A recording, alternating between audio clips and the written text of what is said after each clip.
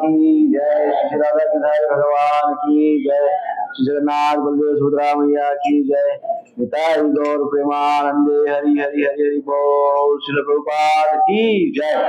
श्रीमद् भगवद गीता अध्याय 6 श्लोक संख्या 41 और 42। प्राप्य पुण्य कृतान् लोकान् अनुषित्वा शाश्वती समः शुचिनां श्रीमतां गेहे योगभ्रष्टोऽभिजायते। प्राप्य पुण्य कृतान् लोकान् अनुषित्वा शाश्वती समः शुचिनां श्रीमतां गेहे योगभ्रष्टोऽभिजायते। प्राप्य पुण्य कृतान् लोकान् उषित्वा शाश्वती समः शुचिनां श्रीमतां गेहे योगभ्रष्टो अभिजायते।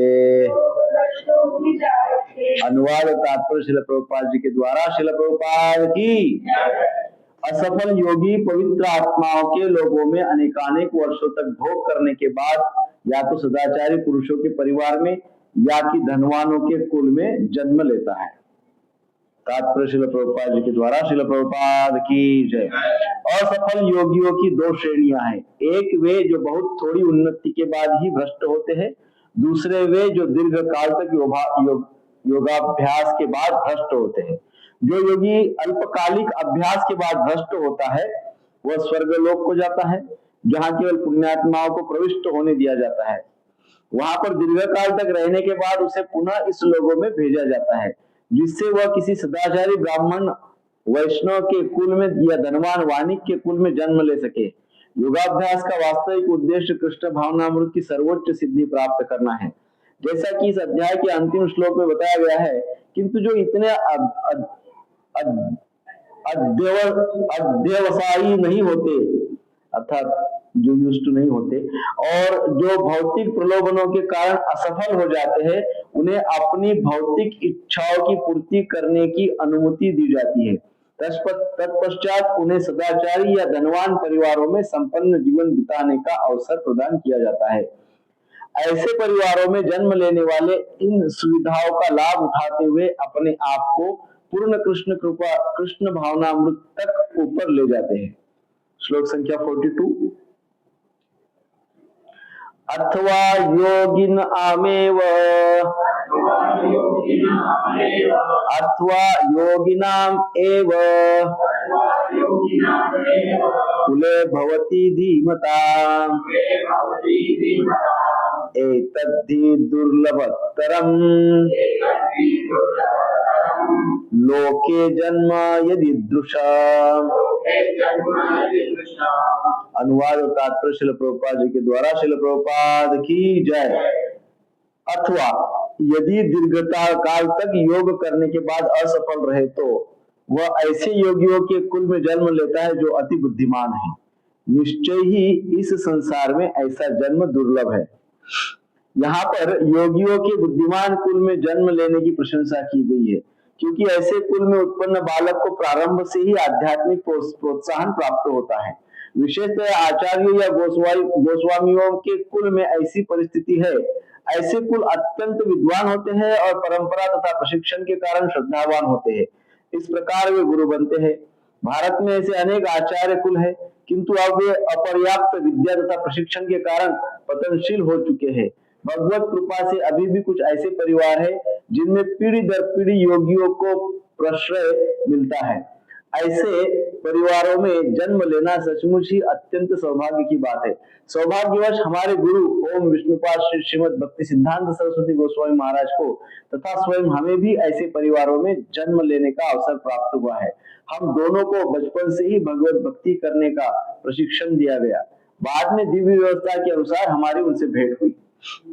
ओम अज्ञानतिमिरान्धस्य ज्ञानाञ्जनशलाकया चक्षुरुन्मिलितं येन तस्मै श्री गुरुवे नमः। श्री चैतन्य मनोभीष्टं स्थापितं येन भूतले स्वयं रूप कदा मह्यं ददाति स्वपदान्तिकम्। वन्देऽहं श्रीगुरु श्रीयुतपदकमलं श्रीगुरुन् वैष्णवांश्च श्रीरूपं साग्रजातं सहगणा रघुनाथान्वितं तं सजीवं साद्वैतं सावधूतं परिजना सहितं कृष्ण चैतन्य देवं श्री राधा कृष्ण पादान् सहगणा ललिता श्री विशाखान्वितंश्च। हे कृष्ण करुणा सिंधु दीनबंधु जगत्पते गोपेश गोपिका कांत राधा कांत नमोस्तुते। तप्त कांचन गौरांगी श्रीराधे वृंदावनेश्वरी वृषभानुसुते देवी प्रणमामि हरिप्रिये। वाञ्छा कल्पतरुभ्यश्च कृपा सिन्धुभ्य एव च पतितानां पावनेभ्यो वैष्णवेभ्यो नमो नमः। जय श्री कृष्ण चैतन्य प्रभु नित्यानंद श्री अद्वैत गदाधर श्रीवासादि गौर भक्त वृंद। हरे कृष्णा कृष्णा कृष्णा हरे हरे हरे राम राम राम हरे हरे। हरे कृष्णा कृष्णा कृष्णा हरे हरे हरे राम राम राम हरे हरे। हरे कृष्णा कृष्णा कृष्णा हरे हरे हरे राम राम राम हरे हरे। श्रील प्रभुपाद की जय।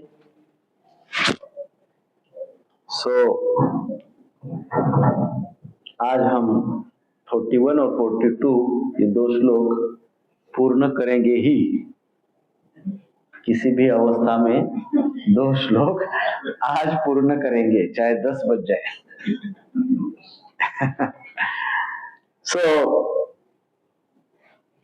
प्राप्य पुण्य कृतान लोकान उषित्वात् शाश्वती समः शुचितां श्रीमतां गेहे योग भ्रष्टो अभिजायते।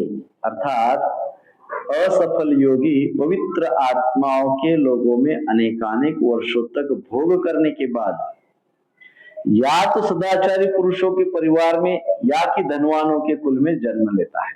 तो पिछले श्लोक में हमने देखा था, भगवान श्री कृष्ण ने कहा था असफल योगी का विनाश न तो संसार में होता है न ही परलोक में, न इहलोक में विनाश होता है न परलोक में विनाश होता है, न संसार में होता है न भगवत धाम में होता है। किसी भी कोई भी जगह पे पथभ्रष्ट योगी भी क्यों न हो, असफल योगी भी क्यों न हो, उसका नुकसान नहीं होता है। उसकी जो साधना है, उसकी जो योग सिद्धांत साधना है, उसकी जो भक्ति है वो क्या रहती है, उसके साथ रहती है, उसका फल अवश्य मिलता है। फिर भक्ति करते करते कभी बीच में पथभ्रष्ट भी हो गया, पतित भी हो गया, फॉल डाउन भी हो गया, तब भी उसने जितनी भक्ति की है उतने भक्ति का तो उसको लाभ इहलोक में भी मिलेगा, परलोक में भी मिलेगा। ये पूर्व में हमने चर्चा की है ना, पिछले शनिवार तक। फिर अर्जुन के मन में पुनः संशय अर्थात जिज्ञासा उत्पन्न हुई कि ये कैसे हो सकता है, यदि दोनों दिशाओं में यदि उसका विनाश नहीं होता है, दोनों दिशाओं में अर्थात इहलोक में और परलोक में दोनों लोकों में उसका विनाश नहीं होता है, तो फिर ऐसे असफल योगी का एग्जैक्टली स्थान क्या है? कहीं पे भी विनाश नहीं होता है, तो उस असफल योगी का लोकेशन क्या है? फिर एग्जैक्ट लोकेशन क्या है, क्या स्थान है, क्या पोजीशन है, क्या सिचुएशन है, क्या लोकेशन है? ऐसा अर्जुन के मन में जिज्ञासा उत्पन्न हुई। तो ऐसी जिज्ञासा उत्पन्न होने के कारण भगवान तो त्रिकालदर्शी है, सब जान लेते हैं, अंतर्यामी है, भूत भविष्य वर्तमान तो जानते हैं, अंतर्यामी है। अब हमारे अंतःकरण में क्या है वो भी वो जान जाते, भगवान जान गए। इसलिए श्री कृष्ण भगवान इस श्लोक के उत्तर में देते हैं, क्या कहते, शुचिनाम श्रीमताम गे, है ना, अर्थात वह योगी पवित्र तथा धनी परिवार में जन्म लेता है ना। लोकेशन भी बता दी, सिचुएशन भी बता दी, है ना। इस प्रकार से शुचिनाम, इट्स वेरी इंपॉर्टेंट श्लोक, शुचिनाम श्रीमताम गेहे योग भ्रष्टो अभिजायते, असफल योगी इस प्रकार से शुचिनाम अर्थात पवित्र, और दूसरा क्या कहा गया है, श्रीमताम अर्थात धनी, पवित्र और धनी परिवार में पुनः आता है। प्रथम पंक्ति में जो बताया गया है, प्राप्य पुण्य कृताम लोकान उषित्वा शाश्वती समा, पहली पंक्ति का अर्थ है वह असफल योगी पुण्यवानों के लोगों को प्राप्त करके वहां अनेक वर्षों तक रहता है ना। पुण्यवान लोगों को प्राप्त करता है, हम ऐसा समझते हैं उसको स्वर्ग, क्या समझते हैं, स्वर्ग लोक को वो प्राप्त कर लेता है। कौन, किसकी बात हो रही, असफल योगी भक्ति कर रहे और बीच में ऐसे लगा अभी बस बहुत हो गया, कितने वर्ष हो गए 16 माला जप कर रहे हैं, कितने वर्ष हो गए भक्ति कर रहे हैं, अभी थोड़ा ब्रेक ले लेते हैं। कोई भक्त जो है बहुत जल्दी ही ब्रेक ले लेता है है कि नहीं, बहुत जल्दी ब्रेक ले लेता है। कोई बहुत समय चलता है फिर ब्रेक ले लेता है। कोई योगी बहुत जल्दी। तो प्रभुपाद जी तात्पर्य में बता रहे हैं, प्रभुपाद जी तात्पर्य में समझाते हुए कहते हैं, असफल योगियों की 2 श्रेणियां है। क्या है, 2 टाइप है। असफल योगियों की कितने टाइप है, 2 टाइप। पहला टाइप बताया है जो थोड़ी बहुत भक्ति करने के पश्चात भ्रष्ट हो जाते हैं। कितनी भक्ति करते हैं, थोड़ी बहुत भक्ति करते हैं, फिर या तो कभी अहंकार आ जाता है, कोई अनर्थ आता है या कुछ तो आ जाता है, थोड़ी बहुत भक्ति कर लेते हैं और फिर क्या हो जाता है, भ्रष्ट हो जाते हैं, थोड़ी ही देर में भ्रष्ट हो जाते हैं। तो एक प्रकार तो ये है, 2-4 साल 5 साल में आके फिर चले जाते हैं। और दूसरा बताया गया है कि दीर्घ काल तक योगाभ्यास करने के पश्चात भ्रष्ट हो जाते हैं। दूसरे प्रकार कौन से हैं, बहुत समय तक योगाभ्यास करते हैं, बहुत समय तक भक्ति करते हैं, बहुत समय तक भक्ति करने के पश्चात भ्रष्ट हो जाते हैं। ऐसा भी हो सकता है। कोई इच्छा रह जाती है, बहुत अनेकों वर्षों तक भक्ति की है, बहुत तपस्या की है, रह गई इच्छा, अंतकाल में बरोबर इच्छा जागृत हो गई, अंतकाल तक भक्ति किया।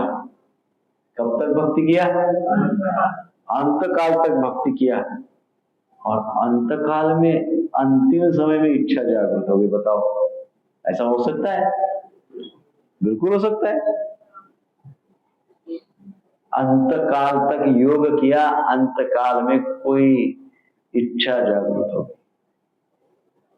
ऐसे 2 प्रकार से भ्रष्ट होने के तरीके हैं। या तो इमीडिएट भक्ति में आए या योग साधना में लग गए और तुरंत कुछ ही समय के पश्चात भ्रष्ट हो गए, या लंबे समय तक योगिक मार्ग या भक्ति मार्ग का स्वीकार किए और फिर कई वर्षों के पश्चात में भी अंतिम समय भ्रष्ट हो गए। भ्रष्ट कैसे होते हैं? हाँ, इंद्रिय तृप्ति में लगना। और भ्रष्ट कैसे हो सकता है व्यक्ति? हाँ,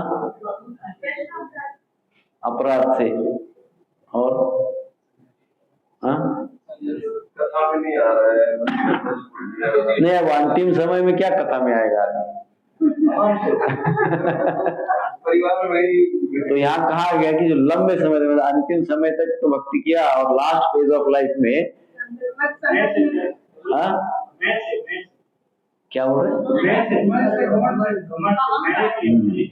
मैं, ईगो, अहंकार। सही बात है, अहंकार एक बड़ा खतरनाक शत्रु है। हाँ, गलत संगत में भी पड़ गए तो हाँ, गलत संग में भी बहुत से प्रकार है। और सबसे दूषित करने वाली जो होती है, कभी कोई जन्म का कोई संस्कार होता है, वो कब जागृत होगा पता नहीं। कोई जन्म का संस्कार अंतिम समय में जागृत होगा, कोई अहंकार रूपी होगा, कोई पाप रूपी होगा, कोई इंद्रिय भोग रूपी होगा। वो संस्कार जागृत होगा और उसके विचार उत्पन्न होंगे। शरीर से तो कुछ नहीं कर सकते, पर विचार से तो कुछ भी कर सकते हैं। शरीर पे तो मर्यादा है, अंतिम समय में शरीर पे तो मर्यादा रहेगी, शरीर तो कुछ नहीं कर पाएगा। परंतु मन जो है, मन के ऊपर संस्कार होंगे, मन के ऊपर जो पूर्व में हुए संस्कार है उसमें से कोई ऐसा संस्कार जागृत होगा और वो संस्कार हमको विचलित करेगा, आवेग में लाएगा, हमको उसी सोच में, उसी कॉन्शियसनेस में लेके जाएगा।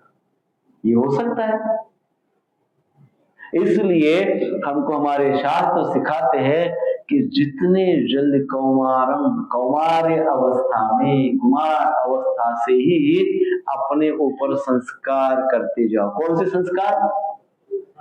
आध्यात्मिक संस्कार, स्पिरिचुअल संस्कार। आध्यात्मिक संस्कार जितने जल्दी करेंगे उतने जल्दी भौतिक संस्कार या भौतिक विचार या भौतिक प्रभाव सारे दूर होते जाएंगे। जितने भौतिक प्रभाव है वो क्या होते जाएंगे, और उसके लिए क्या करना होगा? कितने जल्दी करना होगा? लेकिन हम तो रिटायरमेंट के बाद ही सोचते हैं। हमारे यहाँ बोलने जाओ तो बोलते हैं अभी तो रिटायरमेंट बहुत दूर है, उसके बाद करेंगे जो करना है कि नहीं? तो यह अज्ञान है। जितने जल्दी, और मान लो अभी समय निकल गया है, अब क्या जानकर फायदा, अब तो हो गए 50 साल की, अब क्या करें? तो अब क्या करें? अब इंटेंस भक्ति करें, अब गंभीरता से भक्ति को ले। भक्ति की जो प्राथमिकता है, प्रायोरिटी ऑफ फर्स्ट होनी चाहिए।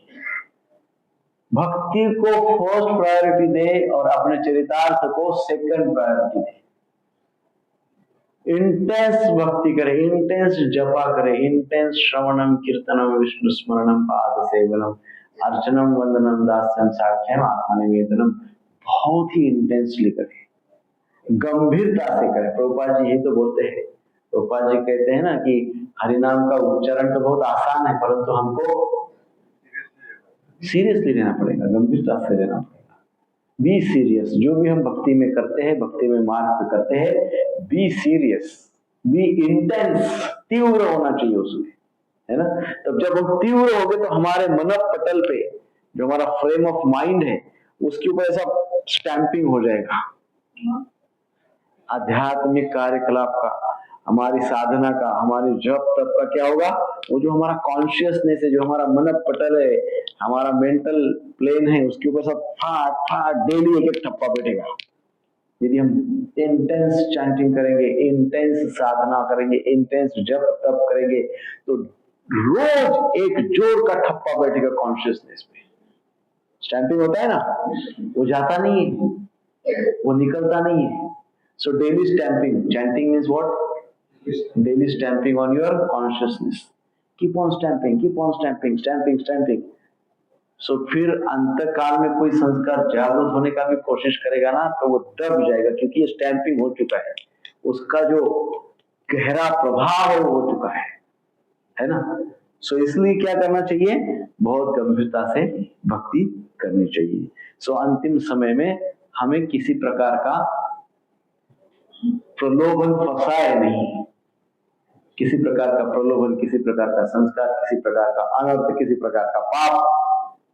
4 रेगुलेटिव प्रिंसिपल्स प्रभुपाद जी ने बताया है। 4 नियमों का पालन हमें करना ही करना है। एक भी नियम यदि उसमें से हमारी गलती से ये हो जाता है तो हम ये कैटेगरी में नहीं आते। कौन से? पहली कैटेगरी में नहीं आते। पहली कैटेगरी क्या है? 2 कैटेगरी बताए ना। फर्स्ट कैटेगरी क्या है?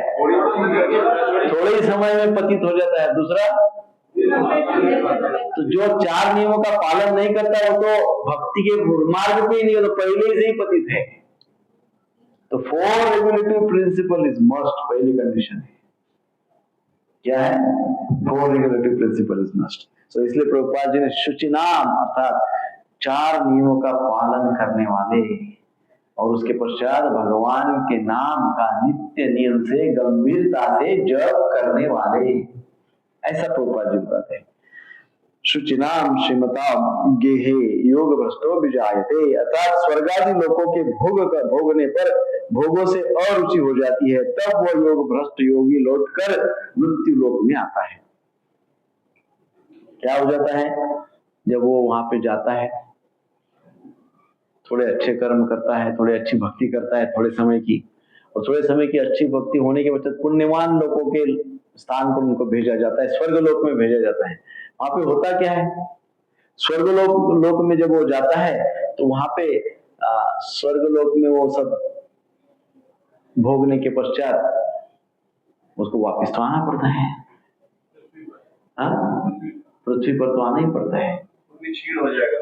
क्योंकि कितना पैसा है आपके पास, जितना पैसा है उतनी देर आप अमेरिका में रह सकते हो, जितना पैसा है उतनी देर विदेशों में गए हैं, कहीं भारत छोड़ के, अपनी भूमि छोड़ के, तो आपकी जेब में जितना है धन, जब तक वो है तब तक आप बाहर रह सकते हो। धन समाप्त होने के पश्चात वो लोग आपको इधर भेज देंगे वो डिपोर्ट कर देते हैं। ऐसे ही डिपोर्टिंग उधर से भी हो जाता है। पुण्य कर्म क्षीण हो जाए, पुण्य कर्म समाप्त हो गए कि वो रहने नहीं देते हैं, और उसके पहले भी जाने भी नहीं देते हैं। पुण्य कर्म है, आप वहां पहुंच गए, आप बोले अरे पर मेरे को वापिस जाना, नहीं, पूरा खत्म करो, अभी तक हम यहाँ पे, हमको जरूरत है आपके पुण्य कर्मों की, इधर दे दो सब। पहले भी नहीं भेजते, बाद में तुरंत भेज देते हैं, ऐसा है। दूसरा जो श्लोक है वो बहुत महत्वपूर्ण है, 6.42। 6.42 में बताया है, अथवा योगिनाम एव कुले भवति धीमताम एतद्धि दुर्लभतरम लोके जन्म यदि दृश्यम। अथवा वह ऐसे योगी के कुल में जन्म लेता है जो अति बुद्धिमान है, निश्चय ही इस संसार में ऐसा दुर्लभ है। तो जो दूसरे प्रकार का है वो क्या करता है, और पहले प्रकार का क्या होता है? पहले प्रकार के तो जो है वो स्वर्ग में चले जाते हैं, तो हमने देखा। दूसरे प्रकार के जो लोग हैं जो बहुत समय तक भक्ति करते हैं, वो बहुत समय तक भक्ति करने के पश्चात उनका क्या होता है? पहले प्रकार के भक्ति करते हैं, थोड़ी करते हैं, स्वर्ग में जाते हैं, खत्म करके वापिस आ जाते हैं। उनका पुण्य कर्म समाप्त होने के पश्चात पृथ्वी पे आ जाते हैं। दूसरे प्रकार की चर्चा 42 में बताई गई है। 42 में कहा अथवा, अथवा अर्थात अथवा योगिनाम एव कुले भवति धीमताम। अथवा यहाँ पे इसलिए कहा गया है कि वो पिछले श्लोक से कनेक्ट कर रहे हैं, अर्थात तुमने जिस योग भ्रष्ट योगी की बात पूछी थी उसके विषय में तो मैंने बता दिया। कृष्ण अर्जुन को कहते हैं, क्या कहते हैं, तुमने योग भ्रष्ट योगी की बात बताई थी ना, तो योग भ्रष्ट योगी के विषय मैंने तो बता दिया, परंतु जो संसार से विरक्त हो जाता है और संसार से विरक्त होकर भक्ति करता है और वो भक्ति में लगा रहता है और अंत समय में उसकी वृत्ति, उसका भाव योग या भक्ति में न रहकर वो योग भ्रष्ट हो जाता है अंतिम समय में। उसके विषय में अब मैं हे अर्जुन तुम्हें कहता हूं, इसलिए अथवा कहा है। अथवा शब्द 2 श्लोकों को जोड़ता है। कैसे जोड़ता है? बोलते पहले हे अर्जुन तुमने जो मुझे पूछा था योग भ्रष्ट योगी की क्या अवस्था होती है, तो योग भ्रष्ट योगी के पहला प्रकार तो मैंने बताया, दूसरा जो प्रकार है अब सुनो उसको। दूसरा जो प्रकार है अथवा दूसरा जो प्रकार है वो ऐसा है कि वो भक्ति करता है, वैराग्य को प्राप्त करता है, सारा कुछ छोड़ देता है, 4 नियमों का भी पालन करता है, सारा बिल्कुल पक्का भक्त बन जाता है। और क्या हो जाता है? और वो भक्ति लगातार करते रहता है, परंतु अंतिम समय में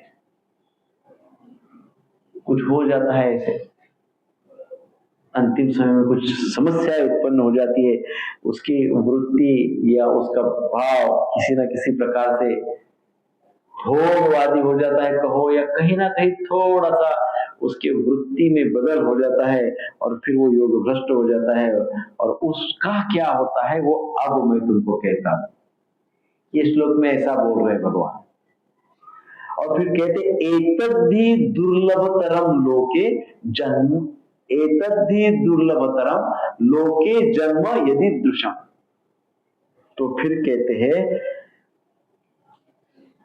जो इस प्रकार के योगी होते हैं वो ऐसी दुर्लभ अवस्था को प्राप्त करते हैं। फिर भी सो पुनः पहले से देखते, पहले पंक्ति में आया है योगी नाम एवं कुले भवती धीमताम। सो जो भगवान को प्राप्त कर चुके हैं ऐसे योगी, योगी नाम एवं जो भगवान को प्राप्त कर चुके हैं, जिनकी बुद्धि भगवत तत्व में स्थिर हो चुकी है, अर्थात कुले भवती धीमताम, ऐसे भक्त के घर क्या हो जाता है, एतद्धि दुर्लभतरम लोके क्या हो जाता है, जन्म यदि दृश्यम, वो जन्म लेता है योग भ्रष्ट। सो दूसरे प्रकार का जो योगी है, जो अनेक वर्षों तक भक्ति करता है, अंतिम समय में थोड़ी बहुत गड़बड़ी की होने के कारण योग भ्रष्ट हो जाता है, उसका क्या हो जाता है, वो ऐसे घर में जन्म लेता है जिस घर में महात्मा भक्त योगी रहते हैं, जिनकी बुद्धि भगवान में स्थिर होती है। ऐसे घर में योग भ्रष्ट योगी जन्म लेता है। असफल योगी ऐसे घर में जन्म लेता है। कैसे घर में? पहली बात, जहां पे शुद्धता है, जिसकी बुद्धि भगवत तत्व में लीन है। कहा गया है धीमताम अर्थात ऐसी बुद्धि जो भगवान में लीन है। कुले भवती अर्थात ऐसे कुल में, जिस कुल में उस व्यक्ति की बुद्धि भगवान में लीन है, ऐसे कुल में ऐसे व्यक्ति के घर पे वो असफल योगी जन्म लेता है। कौन सा असफल योगी? सेकंड टाइप वाला, टाइप टू क्या है?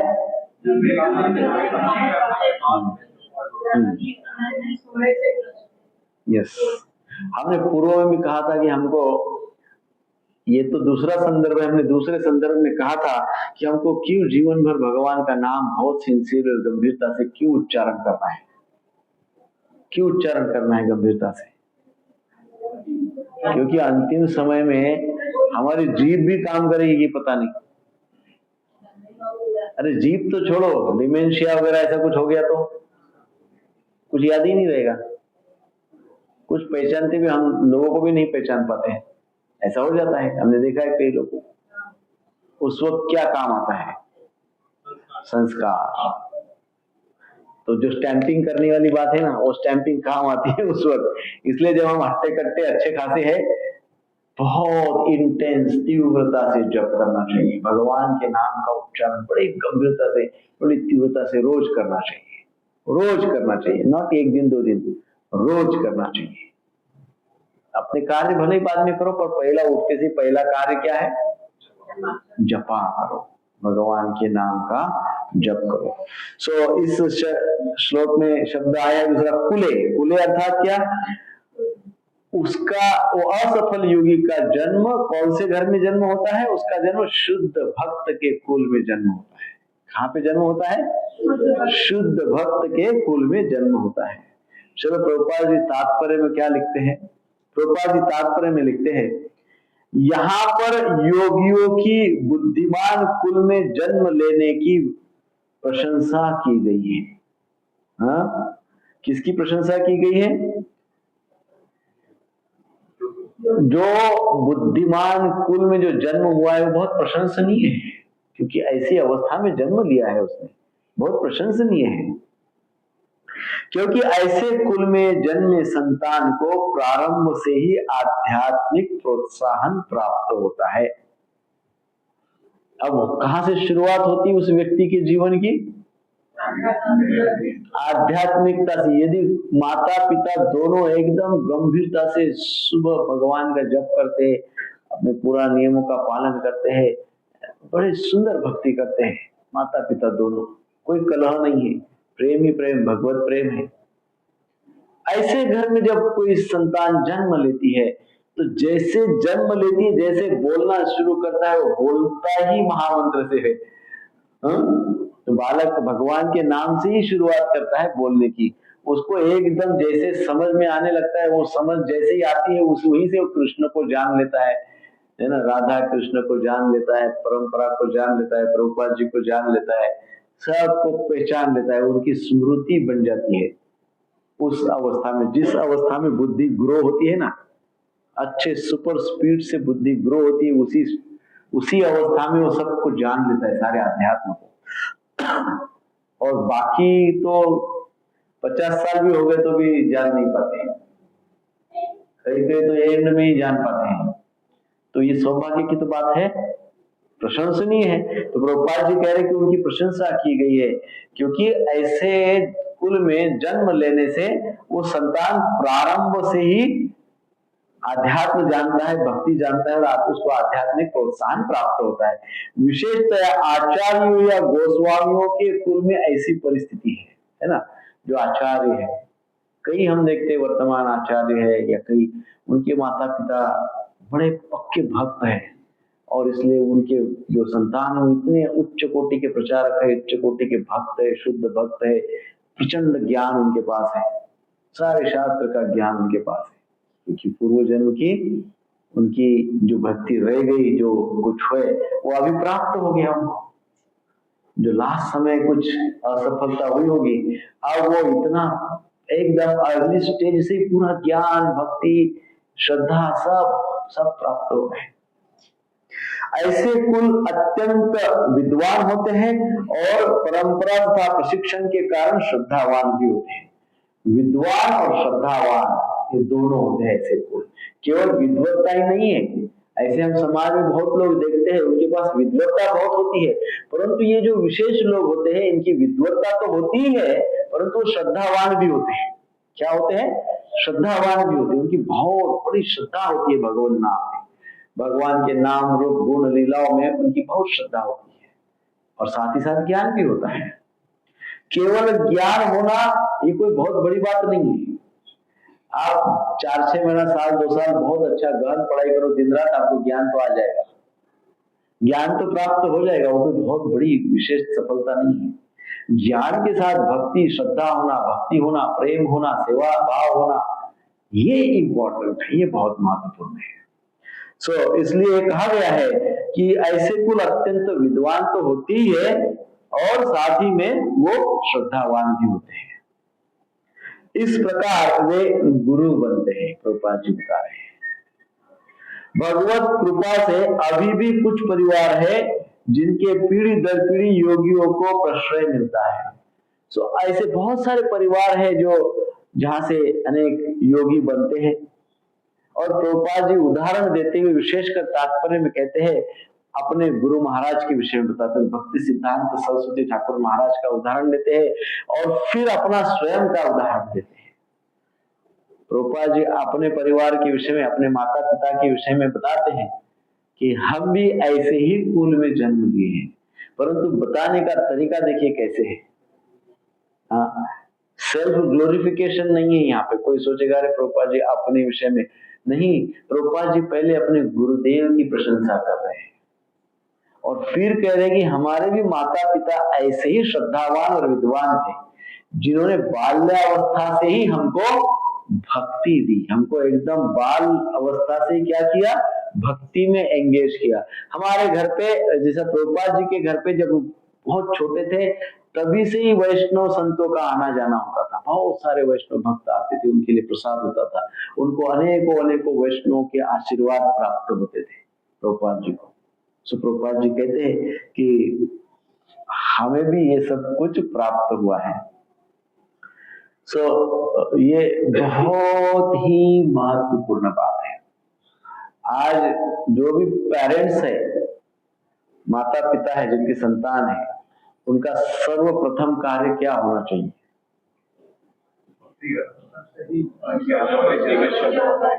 बच्चों को, हमको सब पता है, लेकिन आज के युग में ये बहुत कठिन बात है।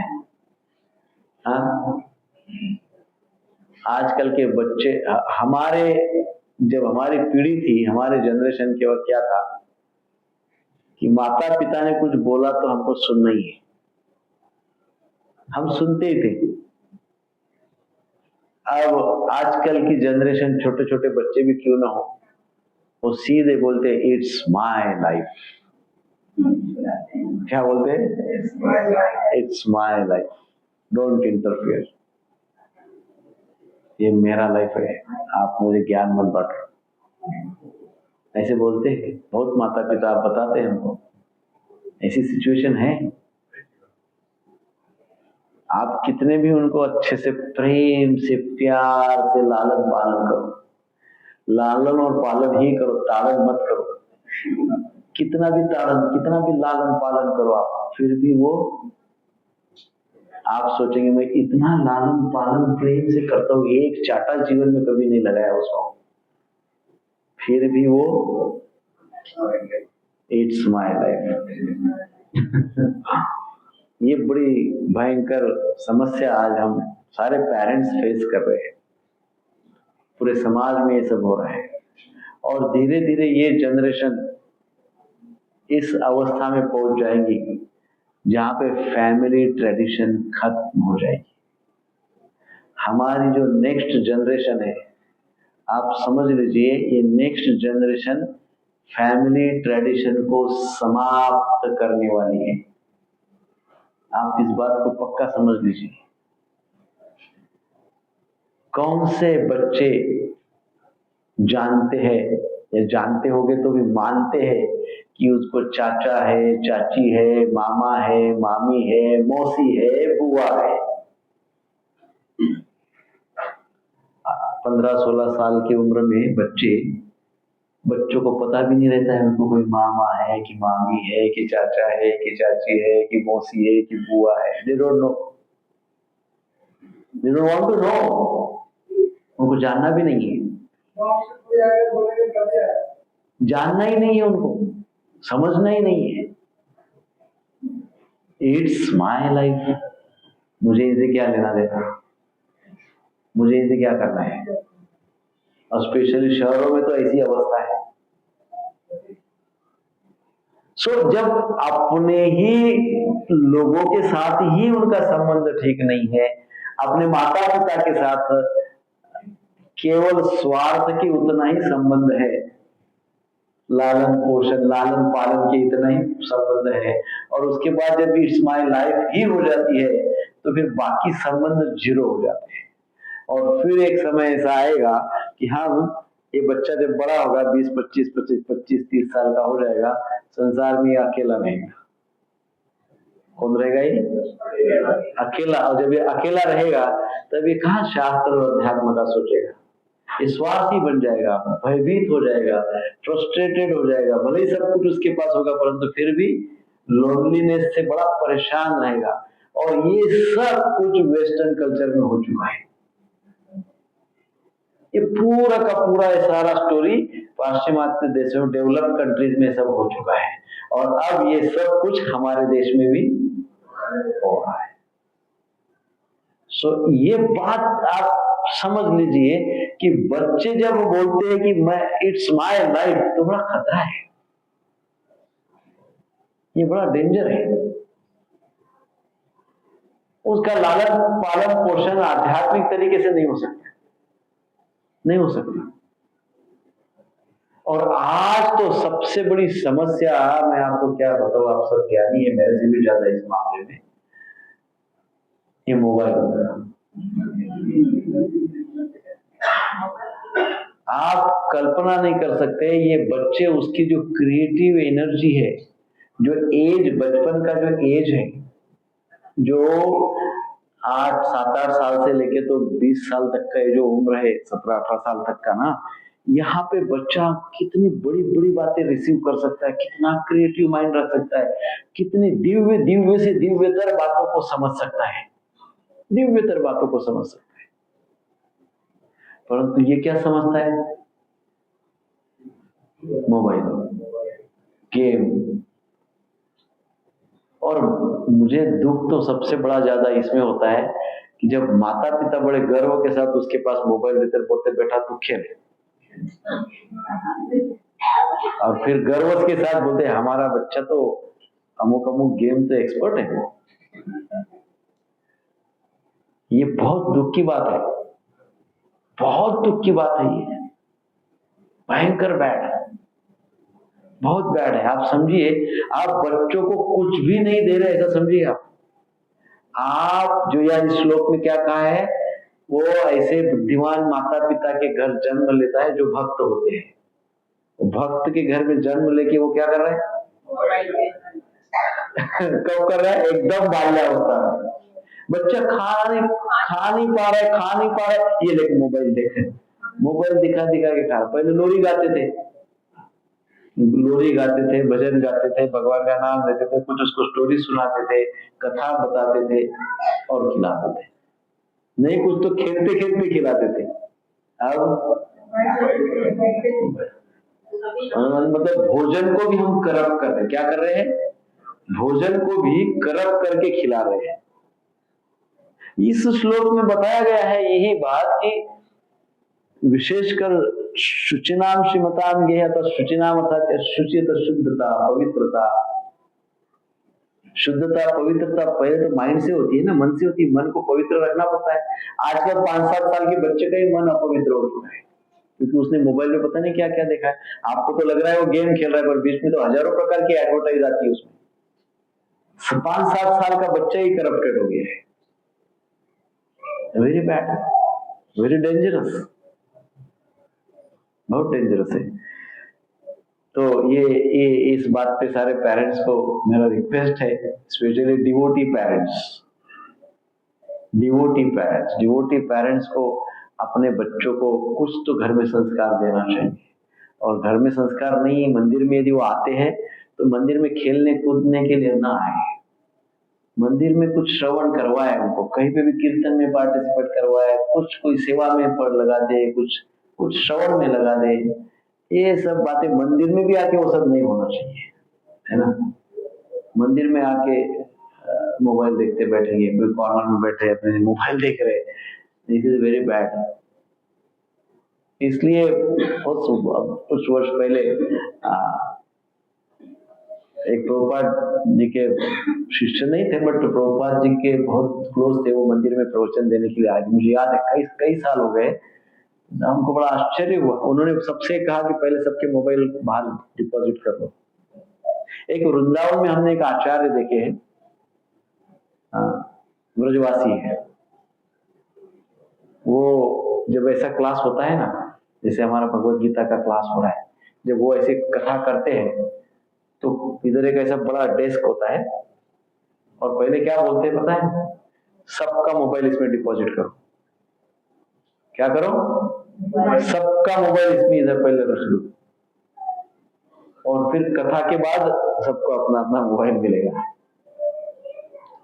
ये इतना स्ट्रिक्ट होने की आवश्यकता है, परंतु उससे ज्यादा लाभ नहीं होता है। मेन तो अपन स्वयं ही अपने ऊपर कंट्रोल करें। आपने कोई सब बातें शुचि नाम पता होना चाहिए कि शुचि, जब पवित्रता की बात हो रही है तो केवल एक्सटर्नल शुचि नहीं कहा गया, एक्सटर्नल पवित्रता नहीं है, ये तो इंटरनल पवित्रता भी चाहिए, आंतरिक शुद्धि भी चाहिए, आंतरिक शुद्धि भी चाहिए, मन की शुद्धि भी चाहिए, संस्कार की शुद्धि भी चाहिए, विचारों की शुद्धि भी चाहिए।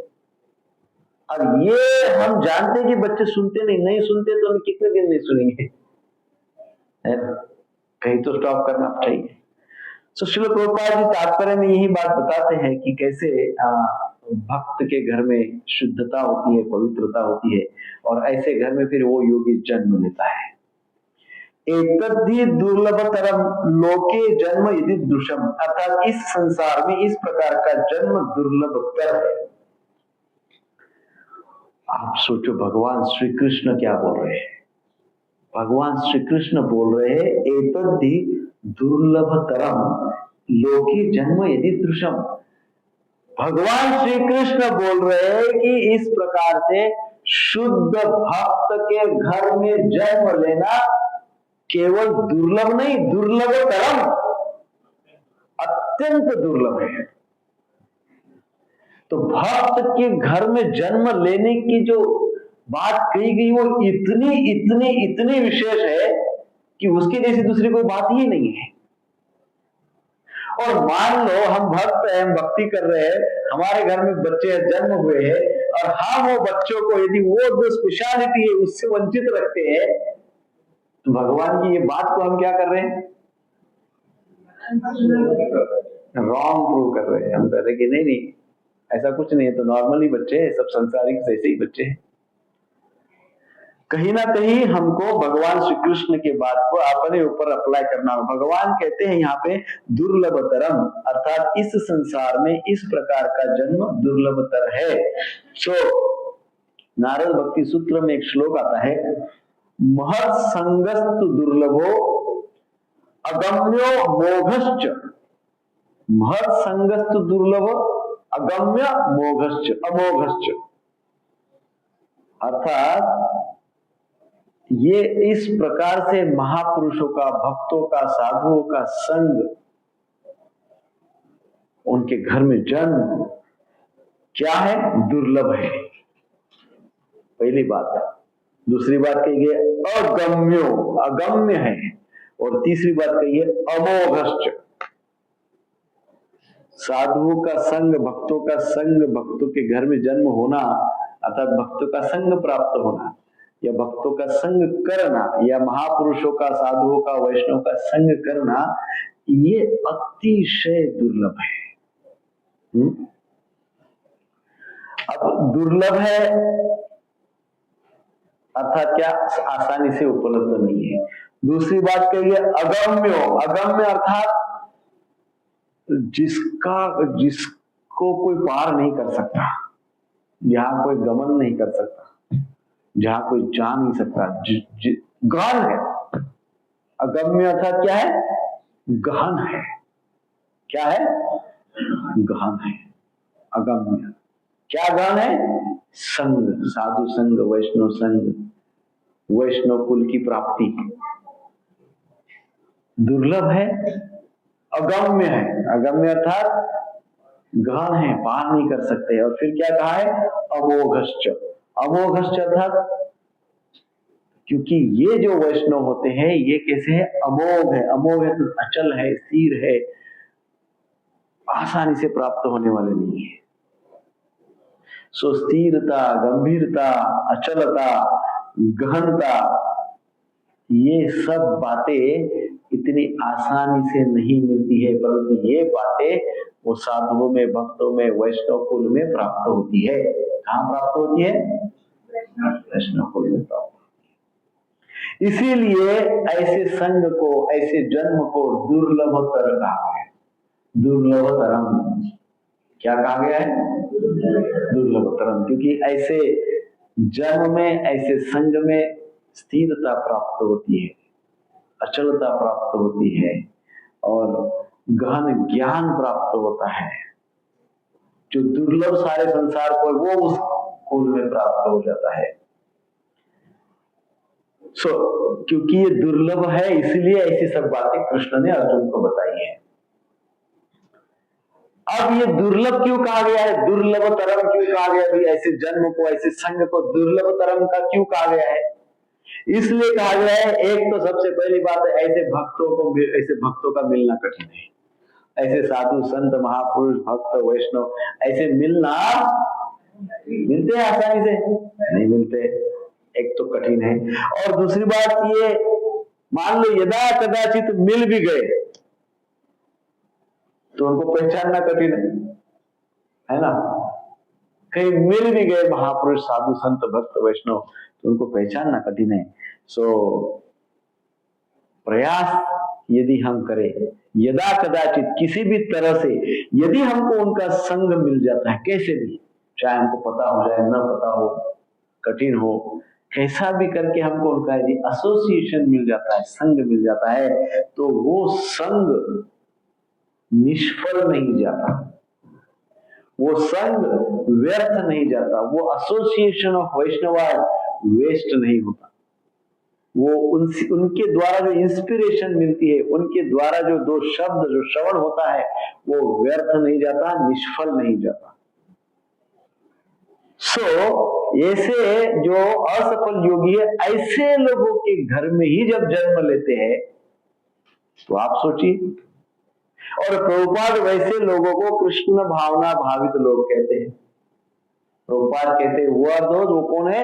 वो है कृष्ण कॉन्शियस लोग, कृष्ण भावना भावित लोग। और कृष्ण भावना भावित लोग कौन है? जिनकी भगवान में पूर्ण श्रद्धा है, जो 4 नियमों का पालन करते हैं, श्रद्धा पूर्वक भगवान के नाम का जप करते हैं और भगवान के प्रति सेवा भाव रखते हैं, साधु सेवा करते हैं, वैष्णव सेवा करते हैं, जीवों के ऊपर दया दिखाते हैं और जिनके नाम में रुचि है, ऐसे है ना।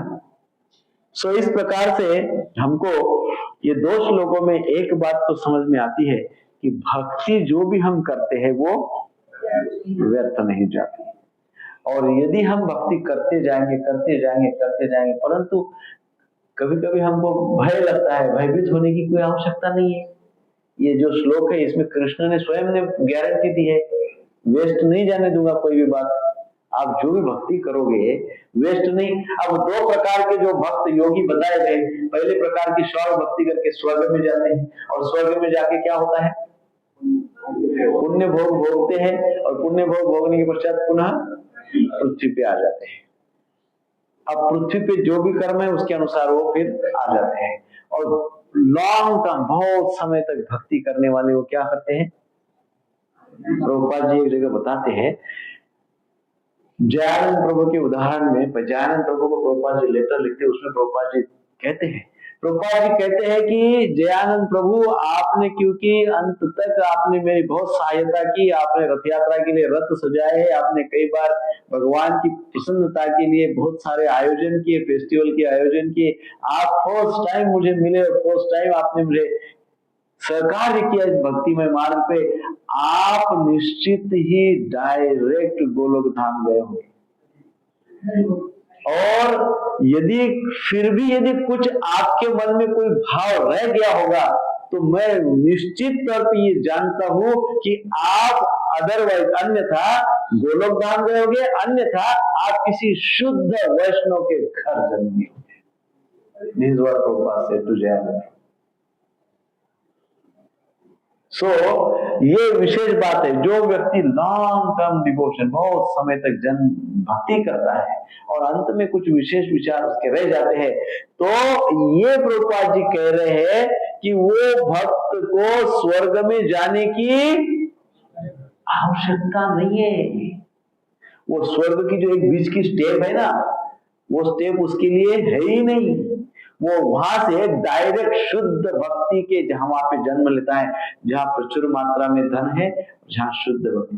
केवल धनी व्यक्ति है ऐसा नहीं बोला गया है, केवल धनी व्यक्ति के घर में जन्म लेते हैं ऐसा नहीं बोला है। पहला क्या कहा है? विद्वान श्रद्धावान शुचिनाम श्रीमताम। ओनली श्रीमताम कहा है क्या? शुचिनाम श्रीमताम। केवल धन होगा तो फिर वो जो भक्ति उनकी पूर्व की बाकी बची हुई है उसको आगे प्रोत्साहन कैसे मिलेगा? तो आगे प्रोत्साहन मिलने के लिए ऐसे भक्त के यहाँ जन्म होता है जहां भक्ति भी है, धन भी है। धन इसलिए क्योंकि धन के चक्कर में उसको दौड़ने की जरूरत ना हो, तो चाहे तो पूरी भक्ति कर सके। इसलिए यदि कोई जीवन भर भक्ति करता है और अंतिम समय में कुछ थोड़ा बहुत डेविएशन आ जाता है, कुछ विचार आ जाता है, तो प्रभुपाद जी कहते हैं, शास्त्र कहते हैं, भगवान श्री कृष्ण कहते हैं, उसका आगे का जन्म ऐसे भक्त के घर होता है जो एक तो शुद्ध भक्ति भी है उसके पास और धन भी है ना, ताकि फिर वो आगे उसका भक्ति एकदम तीव्र गति से, फिर वो बड़े बड़े प्रचारक बनते हैं, भगवान के नाम के पूरे संसार में प्रचार प्रसार करते हैं, शुद्ध भक्ति प्रसारित करते हैं। इस प्रकार से होता है। सो ये दो कैटेगरी है, ये दो श्लोकों में बताया गया है। हरे कृष्ण कृष्ण कृष्ण हरे हरे, हरे राम राम राम हरे। श्रील प्रभुपाद की जय।